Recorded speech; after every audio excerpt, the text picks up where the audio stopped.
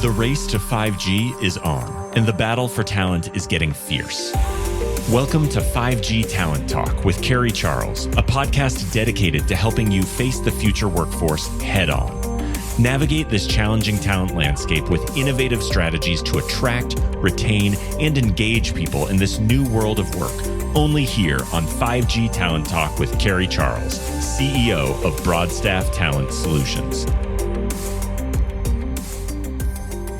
Hello, and thank you so much for joining me today on 5G Talent Talk. I'm Carrie Charles, your host, and we have a special episode for you today.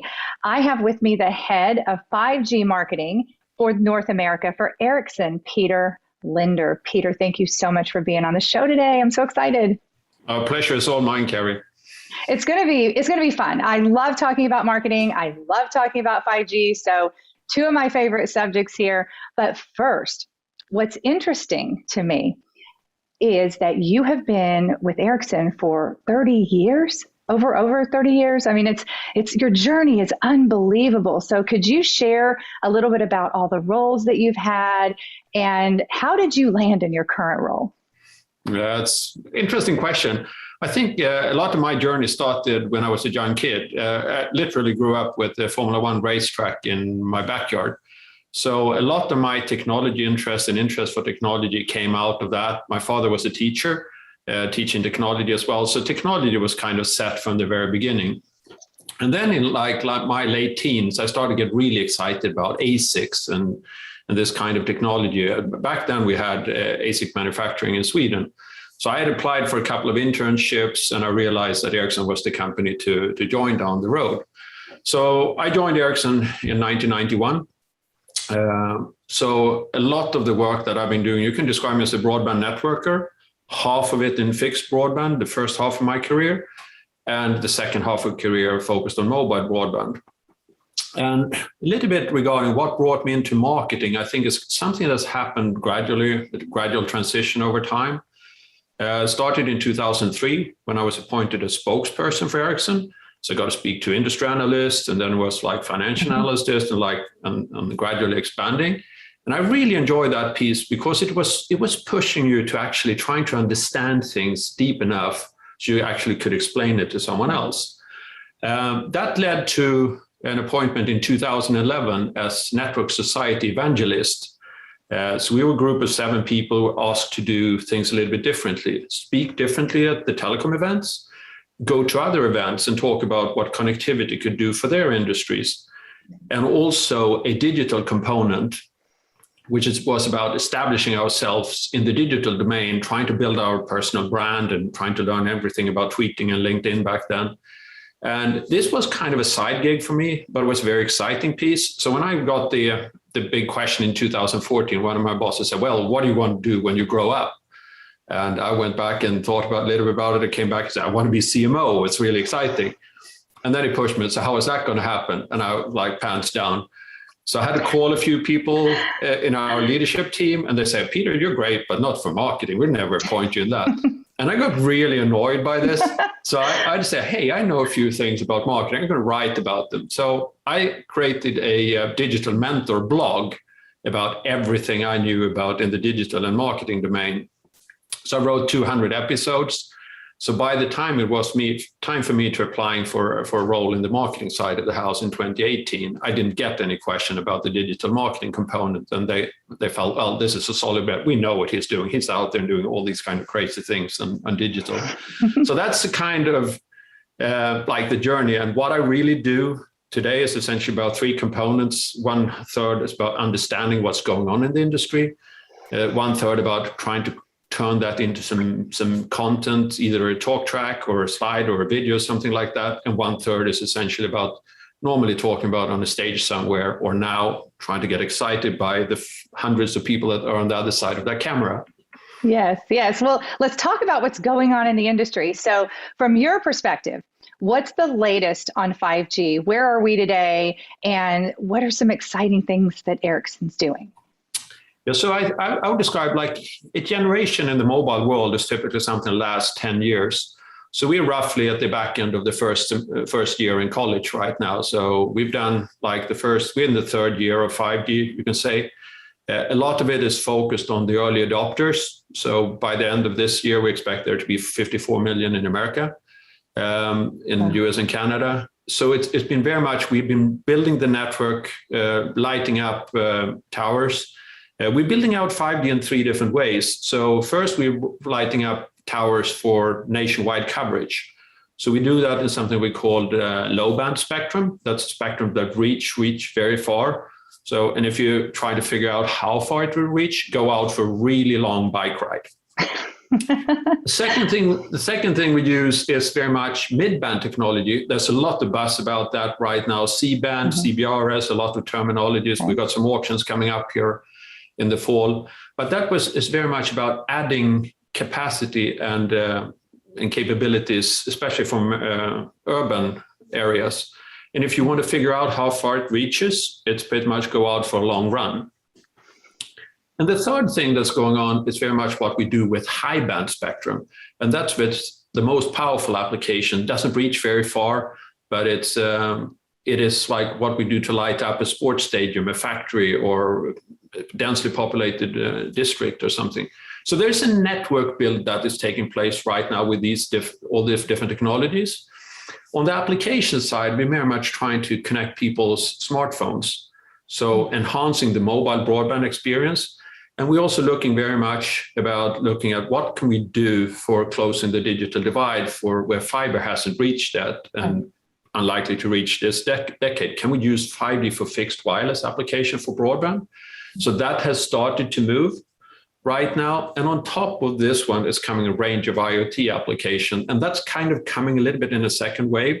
So a lot of this is focused right now for broadband applications. So I love it how you connected 5G with health and wellness. So I feel like after this podcast, I need to get out and go for a run and a bike ride. So. Oh, you can do it. You can do it the high band approach, and that's what's go for a swim. And like, if you know how long you swim, that's normally how far. Not a swimmer. Yeah, I'm not a swimmer. I'll stick to running and biking. So let's talk marketing. How will 5G change media and marketing? And we'll talk a little bit more about digital later. But how is this going to change if it hasn't already? I think there's two different. The first thing that 5G changed with, I think, is regarding the distribution of different media. So when we see 5G, it's 77%. If we look out 2026, 77% of the traffic in the mobile network is going to be media related.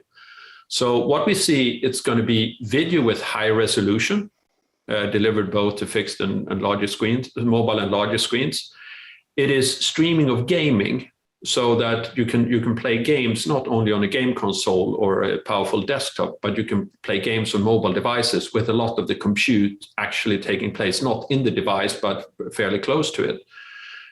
And the third one is AR and VR, where we essentially today, most of those applications require a wire to a powerful computer. Going forward, we can cut that wire and connect them straight to the mobile network and to compute that is in the network. So there is an element of this thing that's going to change the marketing, because we're going to have all these different tools. A lot of these applications have marketing integrated into them. So we're going to have to relearn that.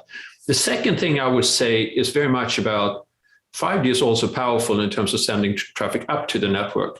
So we will see, as marketers, we will have access to a lot more data regarding both how our products are sold, but also how our products are used, so that we can leverage the fact that the big data movement and 5G together with AI, we can start understanding more things about what people really are doing. Like, most people don't know what I do with my car because I'm driving around and there's no connection to it.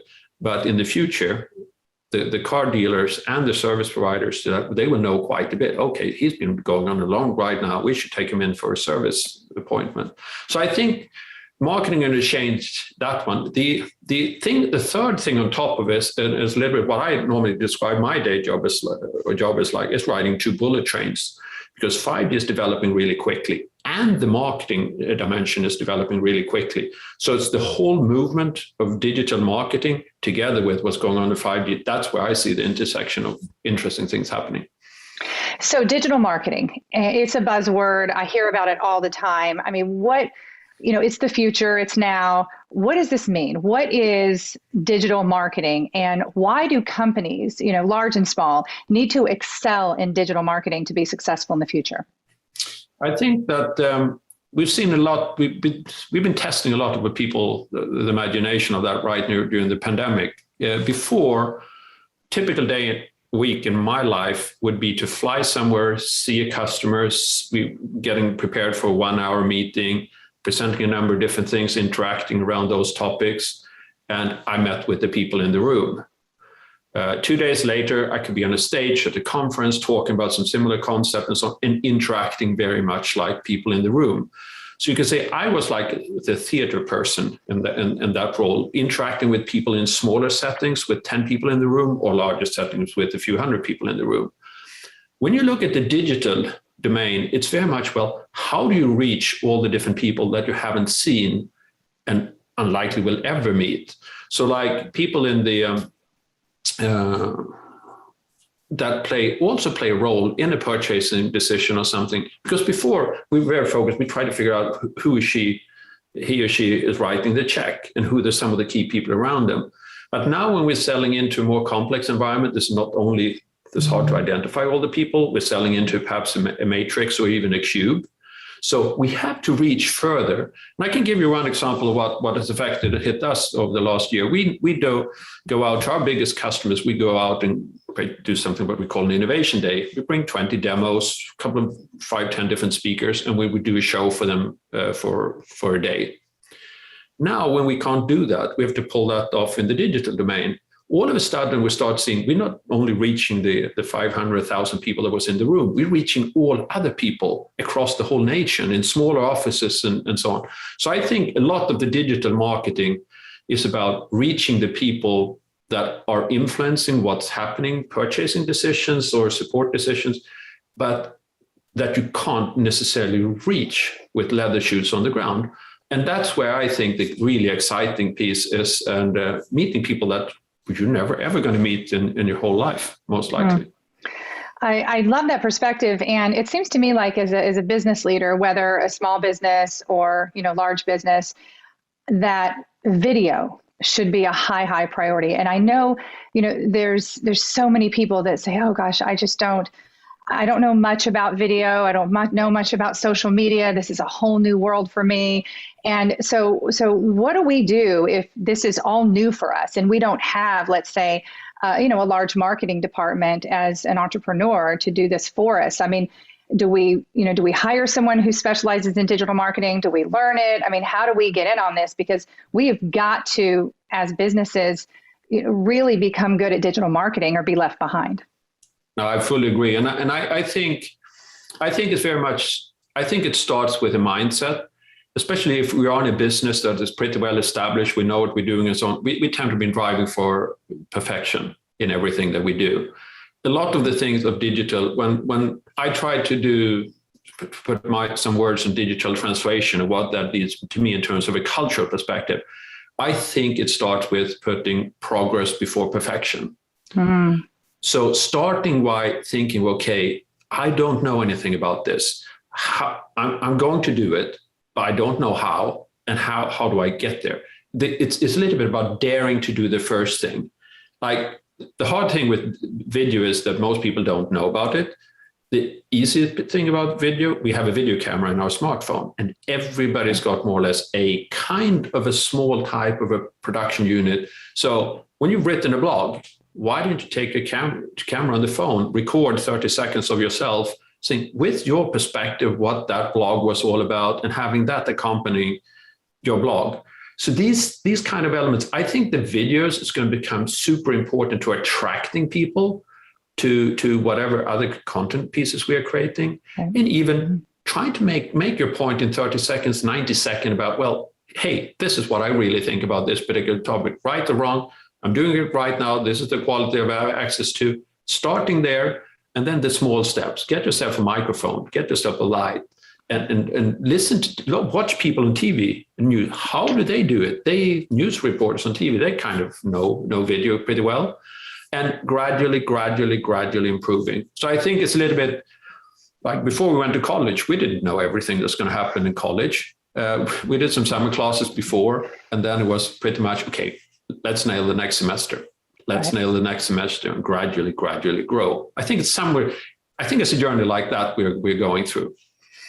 So you mentioned something about personal branding earlier, and this is also a topic that I speak about quite a bit because, I just believe it's so important for everyone, not just leaders, but, just everyone to get their name out there and say, this is who I am in the marketplace. Talk about personal branding. What does that mean?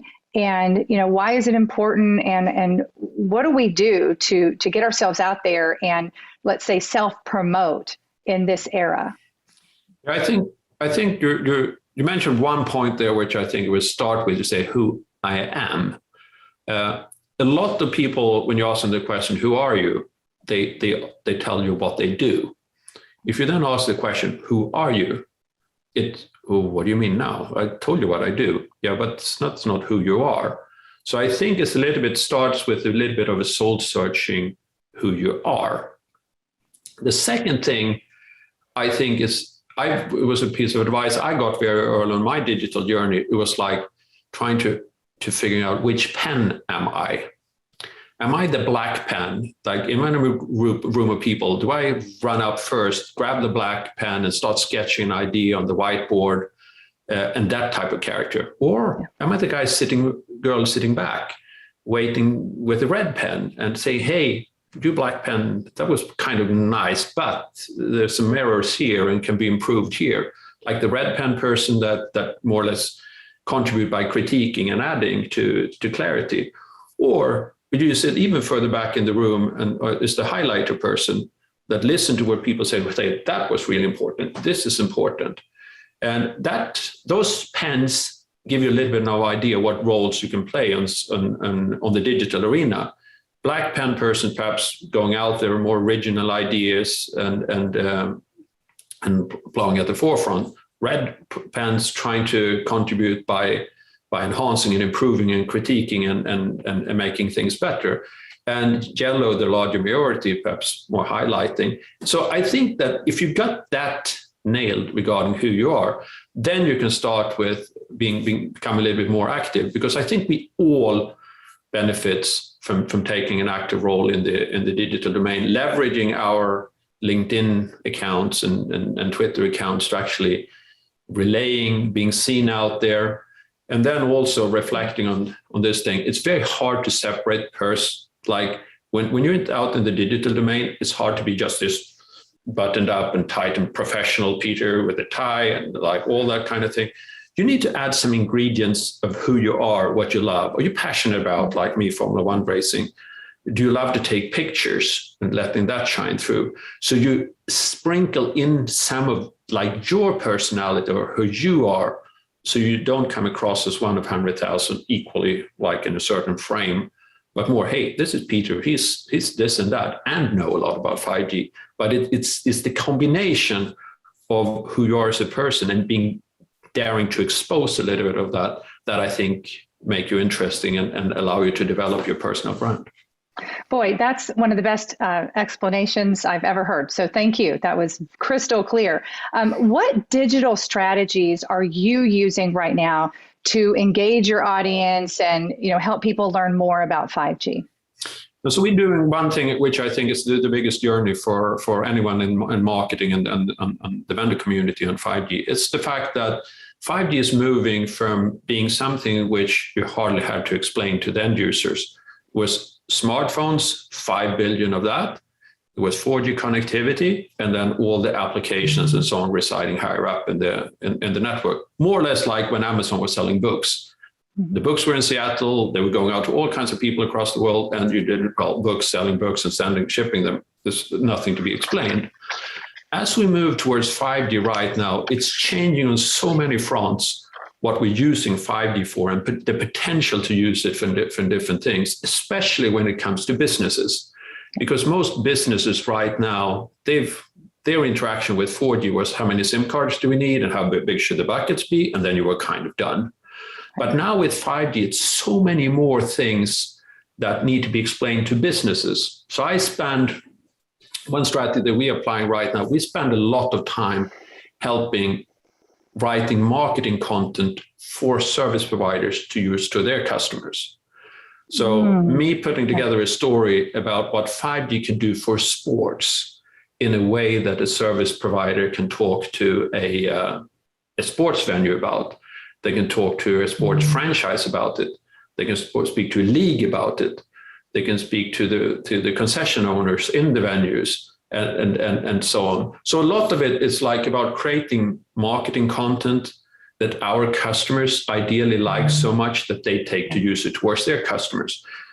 We can say one of the extreme cases that we've done is we have built a factory here in Texas where we have applied 5G extensively in this factory. So by applying 5G networks in a variety of different forms in that factory, I can go out to our factory folks and ask, hey, what are you doing in this case? Which new use cases are you up to this week? Then I can take that information and go to the AT&Ts and the Verizons and T-Mobiles of the world, explain, hey, this is what we're doing in our factory. We think you can go and talk about these things to all other manufacturing plants in the United States. So it's been very much transforming the marketing from trying to market about a product I'm selling to my real customer to stories that works towards their end customers. And gradually we're progressing and driving this forward because there's so many things that's changing on this. Okay. It's more or less like we started with Amazon here in books. It's like all of a sudden Amazon has said pretty much everything today. And this is more or less what the network of the future will be able to do. It will be able to support a whole slew of applications. And we need to help people understand it in a language that people get, not necessarily the telecom acronyms that we normally use. Yes, absolutely. You mentioned manufacturing, and I just have been reading so much about the transformation in manufacturing, and it's evolving with 5G and automation. And, it's I've been hearing too about Industry 4.0. So, and smart manufacturing. So how will all of this change the manufacturing world? Like, what's ahead of us there? I think you can look a little bit at seeing what's happening in the telecom industry and give some ideas and hints. So when 1G and 2G came up, we normally produced those kind of products in the markets or in the regions where they were consumed. So Latin America, we produced in Brazil. North America, we produced here in the US. And then for 3G and 4G, so say late 1990s, we said, hey, we're going to move this overseas. So move all the production to low-cost countries. Right now, we're at the point where we're seeing a different shift in focus. So there's more focus, hey, we need to bring back manufacturing closer to customers. And that's driven because it's a lot more, it's a geopolitical dimension to it. It's about the fact that more and more things are customized. People don't want you to buy a car that is like was standing on a lot for 3 months. They want you to order it the way you want to have and then get it configured. It doesn't stand a lot at all. So there's a customization movement. There's a geopolitical movement that drives, and you want to avoid shipping. Right now, the biggest hassle in the world is finding shipping containers that you can ship stuff in. So if you move production closer to where the customers are, that is the kind of the first thing. Then in order to do that, in order to move production in especially in a high cost country, you have to think about a couple of different things. You won't need to automate it to a significantly higher level because the people that are buying your products, they don't care so much really where you produce it, and they wouldn't put an extra big price tag on it for having produced next door. So you have to automate a lot of it. That's one of the key elements of Industry 4.0. The second thing is very much you have to look at how you produce it and make it more environmentally friendly. So what can you do when you produce it? In our factory, for example, we've got solar panels across all garages, which is contributing to the electricity we consume. We've got water tanks, which we collect rainwater, which we purify and then use in the factory. We've got ice tanks that we cool down at night and then use the ice during the day to cool the factory. So there's a number of different things we can do to make the manufacturing a lot leaner on the environment. And the third bit, I think, is very much, we're trying to look at it. We're not so much bringing back manufacturing of all products that we already produce abroad, but it's the new generation and the latest product and the most fanciest ones. We start with those ones in the market. So we, for example, in our factory, we don't produce 3G and 4G radios. We started with 5G radios, the new things. And therefore, you can start tweaking and tuning, working with your customers in different ways. And also, we can ship it across the United States with ground freight instead of air freight from overseas. So there's a whole range of dynamics in this. But if you try to remember three things about what's going on, it's mean, your latest and greatest product. It's lean, it's automated significantly, and it's green. Like, it has to be more environmentally friendly than how we were producing things in the past. Yes. So let's talk more about, you mentioned your factory and use cases. What are some exciting use cases with 5G, maybe a few that we haven't heard of? Yeah, so when I look at use cases, because we've done numerous studies over the years, and I think the first one we started with 400, and since then it's just gone upwards. So I guess the tricky part with use cases is a little bit trying to group them into different kinds of groups. So we're seeing two broadband-related use cases: is enhanced mobile broadband and fixed wireless access. What's going on the enhanced mobile broadband is very much focused on streaming of higher video quality, streaming of games, and streaming of AR, VR, and also things that go the other way. So that the way, like, for example, if you're in a sports stadium and watching a concert or a game, that everybody can share their experiences live. Some of the things that we could do is, like, right now you can point your camera at certain players and so on, and you get graphical overlays. Essentially, I describe it as imagine if you take the graphical overlays that you got at the TV at home, you get that on your smartphone just by pointing at the different players and what's going on the scene. So that is something that's happening as we are transforming the mobile experience of the experience of sports venues. And we're approaching 100 venues in the US right now for sports venues where there's going to be 5G. So this was something that during the pandemic, everybody thought, "Ooh, this is bad. Now we're going to stop doing it." No, it's perfect for building right now. There's no fan in the arena. We can put up some ladders and keep them there for 3 days, and there won't be a big issue. So the mobile broadband is very much about that one, and creating a consistent experience for video. So you don't really, I would be surprised if we start offloading streaming services to other things. I see 5G as the thing that we're going to use for streaming all the time. The fixed wireless dimension, this is very much about if providing 5G to the people that don't have fiber or won't get fiber fast enough.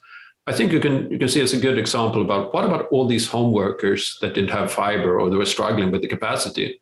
Right. The absolutely fastest way to bring them up to speed would be to put a pocket router with 5G connectivity to it and Wi-Fi in the home.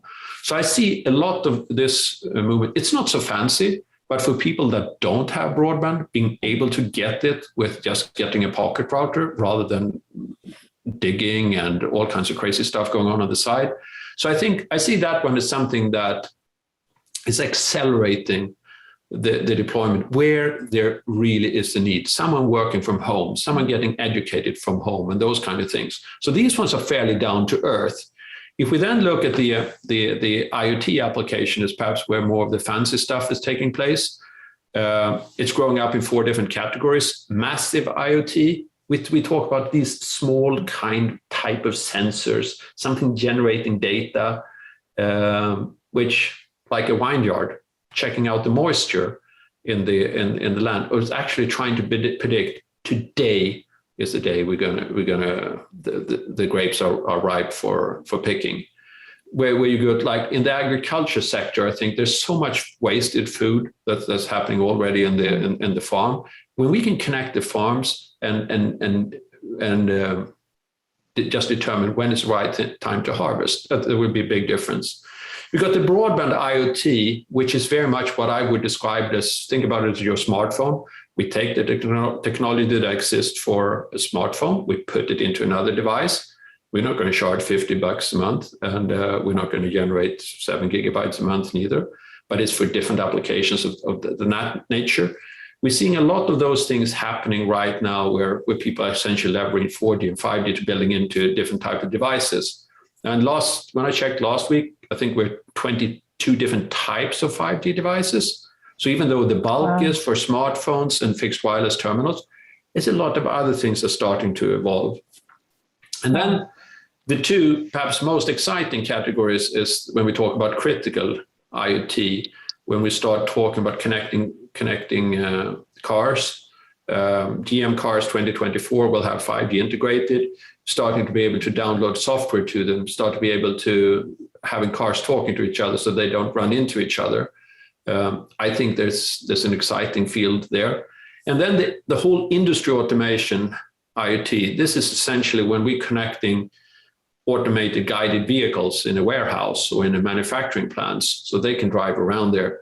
Essentially, and someone described it as like where there's not carpet in a business, where you're in a warehouse and a manufacturing side of the house and connecting the applications there.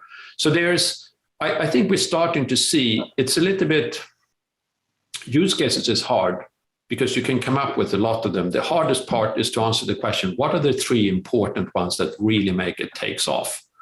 So I often try to explain to people, try to look at use places instead. Where do we want 5G and for a good reason? Well, a manufacturing plant. Okay, that is a good place because we can cover it with a few radios and we can start doing things. The next challenge is what are the 3 most important use cases that make you put it there in the first place? A little bit like when you open a hamburger restaurant, you have to have burgers, fries, and sodas. Otherwise, you can't really open. All the other stuff can come down the road.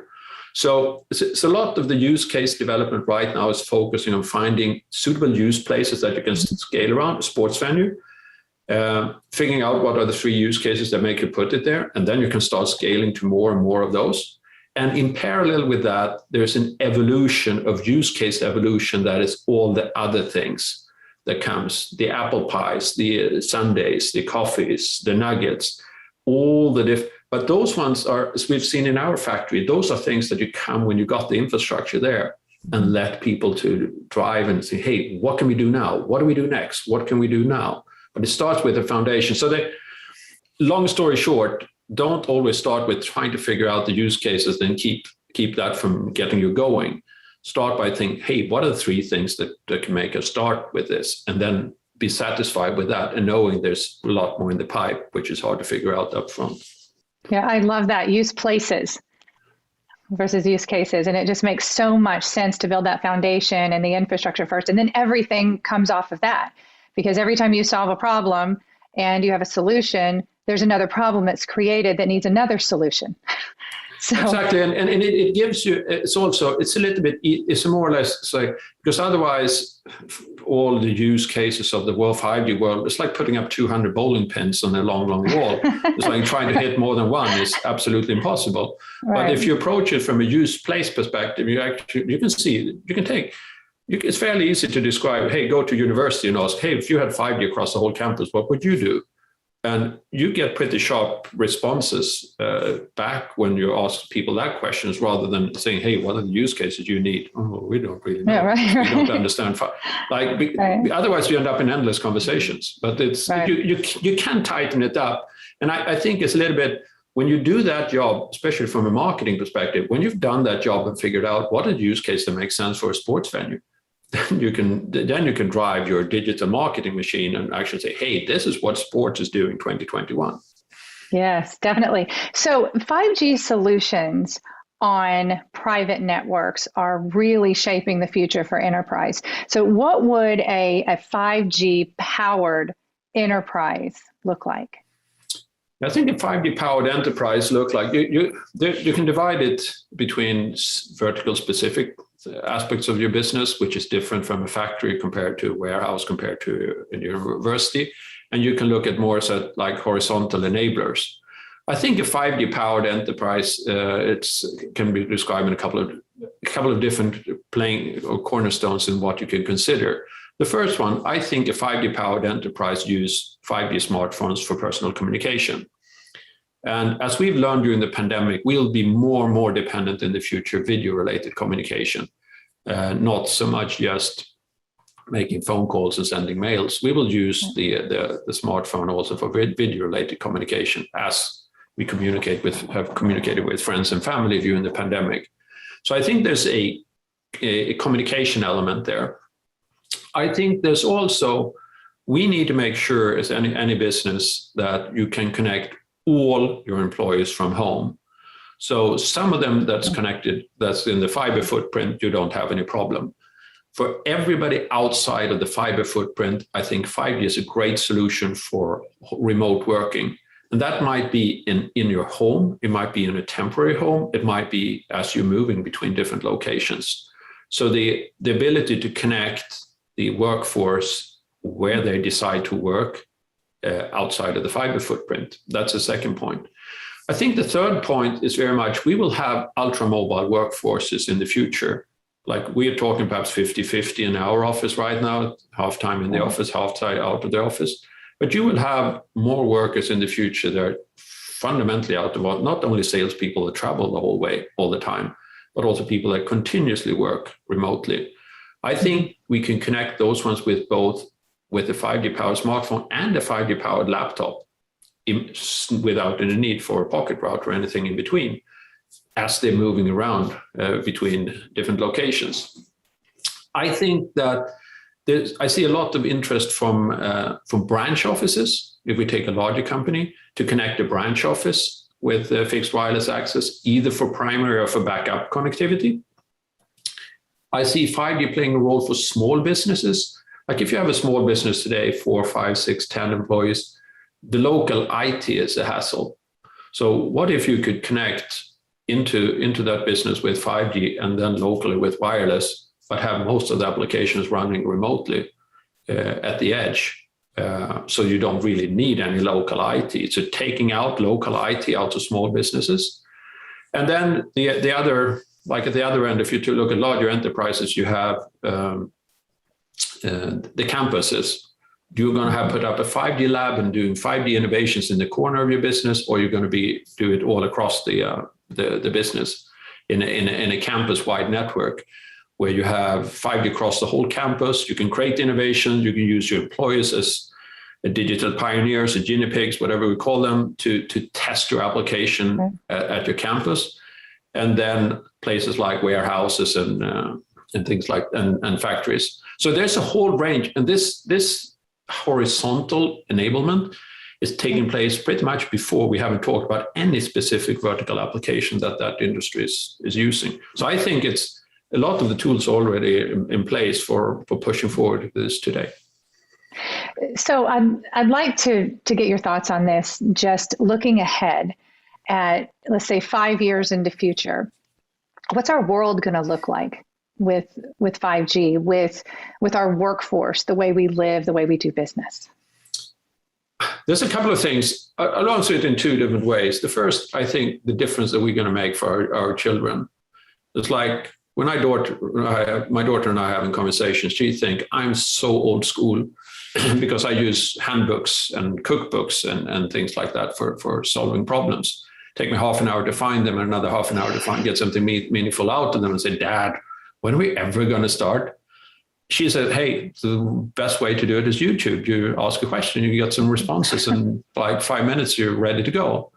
I think her kid's going to laugh at this and actually say, hey, YouTube, that was so old school. Why don't you just put on the glasses and ask Siri, recipe for Swedish meatballs. I need to cook now. What do I need? What do I do? And when you get like this instant transfer of knowledge, which is enabled by when you have some different tools, it could be either AR glasses or AR-powered other things, and then applications residing at the edge. So you more or less, you have to learn something in advance, but for a lot of other things, you can actually learn, not while doing, but learn at doing. This is an instant knowledge transfer that's taking place. I think that is one important thing. The second thing important, if you look at all the different mobile generations, what they've done, they've been shrinking the world. 1G was very much about, when 1G was introduced, I was working in a small business, in a wholesale business. And 8 o'clock in the morning, you had to be in the office at 8 o'clock every day, because between 8 and 9, all the salespeople called in their orders from the day before. And you had to take them down. And then the next guy was calling, was like person A between 8 and 8:15. And then the next guy, and you're sitting there writing down all the different orders so we can ship them. And of course, they couldn't be shipped that day. They went out the day after. 1G was introduced. The salespersons, as soon as they stepped out from a customer, they called you, gave you the order, and the whole order flow became a lot faster. So we shrunk that piece of the world. When 2G came, was very much about text messages and mail. So all of a sudden, like everybody was expecting a response to a question. You should get it instantly. So, and executives or salesperson, they start texting, "Hey, Peter, what's this? When can we deliver that?" And so, and you got instant responses. So we were shrinking that window. And the same thing has been going on, like with 3G. Then we start to connect laptops. So in the beginning, so all of a sudden you can move around and you can send slide decks, and you can work with slide decks on the road in the way that you haven't been able to before. And with 4G was very much the whole app economy that was shrinking the world, so you can order everything. I think with 5G, it's we're going to shrink the world further. And the shrinking is going to take place because right now we're going to have a lot of devices here. We're going to have cloud computing capabilities at the edge. And there's going to be very quick loops of feedbacks between these two different areas. So as you will be able to see more or less in real time, okay, how many of this have we sold? How are people using this? How much are they using it? What kind of things could we tweak to make that use, support that use a lot easier? So I think we're going to shrink the world fundamentally between when data appears to when we can take action on it in a business.